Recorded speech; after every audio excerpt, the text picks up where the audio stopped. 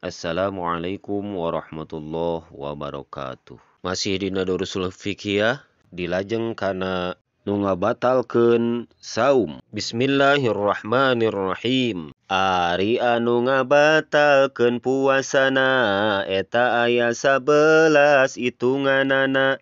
Kahijina ngasupkeun ain dunyana kana liang nu molongo asalna. Najan ubar atawa tungtung ramona anu liwatina patokan zohirna.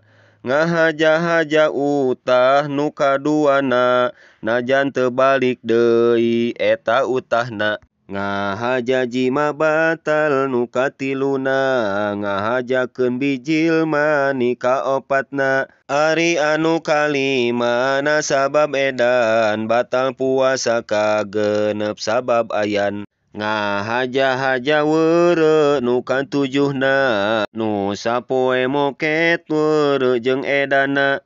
Nu kadalapan ku sabab murtadna nu kasalapan ku sabab ngajuruna. Anu kasapuluh ku sabab nipasna ka-11 batal saum sabab hedna.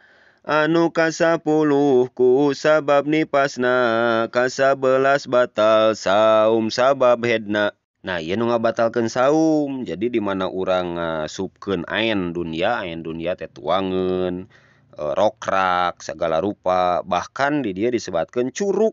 Curug dilebetkeun kana liang irung jero teuing atanapi kana baham dugikeun ka utah. Eta teh nu ngabatalkeun saum nya. Teras nu salajengna ngahaja utah. Ngahaja utah dirojok heula supaya utah, ngahaja utah. Sanajan eta si utah teh balik deui ditelen naudzubillahi min dzalik kareuleuk teuing. Tah nu salajengna nyaeta ngahaja jima kanggo anu tos rumah tanggi ngahaja jima dina sasi Ramadan eta batal saumna. Atanapi ngahaja ngaluarkeun cai mani batal saumna. Anu kalimana nyaeta gelo, edan, gila. Nah kitu nya anu gila oge. Gila ujug-ujug gila weh tah eta ge batal saumna. Anu kagenep sabab ayan gitu, sakit penyakit ayan, gegrebegan. Tah eta sabab ayan. Anu ka salajengna anu katujuh nyaeta weureu. Weureu mabok kitu nya mabok. Mabokna mabok duikeun ka teu eling sampaikeun ka tidak menyadarkan diri. 1 hari full dari subuh sampai buka puasa henteu sadar-sadar. Anu salajengna nyaeta murtad, kaluar ti Islam, naudzubillahi min dzalik. Murtad oge batal saumna teh. Anu kasalapan nyaeta sabab melahirkan, ngajuru teh ngalahirkeun orok. Kitu nya sabab melahirkan. Anu 10 na nipas.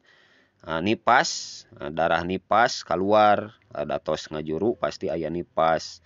Anu salajengna nu terakhir nyaeta kanggo istri deui nya anu 3 mah melahirkan, nipas, head eta mah kanggo perempuan, kanggo istri, kanggo wanita gitu nya. Dugi kadinya penjelasan anu ngabatalkeun saum. Mudah-mudahan aya manfaatna. Wassalamualaikum warahmatullahi wabarakatuh.